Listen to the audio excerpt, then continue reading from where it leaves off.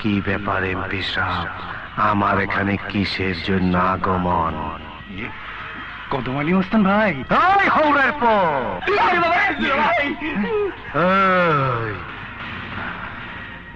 ওই এমপি, আমার নাম নিবি না, আমার নাম নিবি না। তুই বোধহয় জানোস না আমার নাম আমার সামনে কেউ বলে না।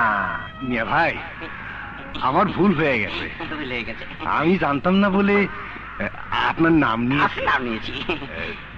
মাফ করে দিন। ঠিক আছে, ওই এমপি, তোর মাফ কইরা দিছি, তোর মাফ কইরা দিছি। এবার তোর ফরমাইশ বল। দেহিস আবার মিছা কথা কবি না, আমার হেন আবার নিয়ম আছে। কেউ মিছা কথা কইলে তার আবার চেক কাটতে হয়। তোরা আমারে যত খারাপ ভাবিস, আমি আবার তত খারাপ না। আমি উল্টা সিধা কিছু করা পারি, তবে মিছা কথা কই না, আর মিছা কথা সহ্য করা পারি না।